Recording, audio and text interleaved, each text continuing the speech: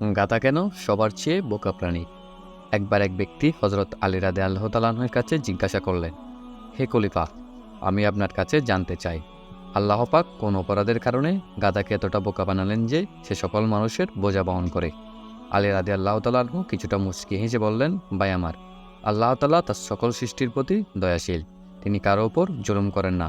গাধাদের উপরও জুলুম করা হয়নি। হজরত নূহ আলাইহিস সালামের প্লাবনের আগে গাধারা অনেক বেশি চালাক ছিল, কিন্তু প্লাবনের সময় নূহ আলাইহিস সালামের উপর ঈমান আনা সকলেই নৌকায় উঠে যায় এবং তাদের জন্য প্রয়োজনীয় খাদ্য সঠিকভাবে রেখেছিলেন নূহ আলাইহিস সালাম। সবাইকে নির্দিষ্ট পরিমাণ খাবার দেওয়া হতো, কিন্তু গাধারা অতি চালাকি করে অন্য প্রাণীদের খাবার চুরি করে খেয়ে নিত। নূহ আলাইহিস সালাম গাধাদের এ সম্পর্কে জিজ্ঞাসা করলে তারা অস্বীকার করত। এ সম্পর্কে নূহ আলাইহিস সালাম গাধাদেরকে বারবার জিজ্ঞাসা করলে গাধারা তা প্রতিবারে অস্বীকার করত।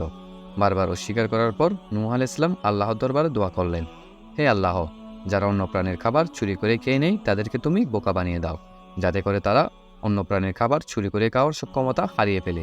এরপর থেকে গাধারা বোকা প্রাণীতে পরিণত হয়েছে। এরপর ওই ব্যক্তি হজরত আলী রাদিয়াল্লাহু তাআলা আনহুকে পুনরায় জিজ্ঞাসা করলেন, হে আলী রাদিয়াল্লাহু তাআলা আনহু, আমি আপনার কাছ থেকে আবারও জানতে চাই, আল্লাহ মানুষকে খারাপ সময় কেন দেন? উত্তরে আলী রাদিয়াল্লাহু তাআলা আনহু বললেন, আল্লাহ মানুষকে খারাপ সময় নেন না। মানুষ তার ভুল সিদ্ধান্তের জন্যই খারাপ সময়ে পতিত হয়। তবে হ্যাঁ, মানুষের খারাপ সময় আল্লাহর পক্ষ থেকেই আসে, মানুষের চোখ থেকে পর্দা সরে যাওয়ার জন্য। আপনার খারাপ সময়ে আপনি দেখতে পাবেন আপনার আপন কারা আর আপনার পর কারা, কে আপনার খারাপ সময়ে পাশে থাকছে আর কে দূরে সরে যাচ্ছে।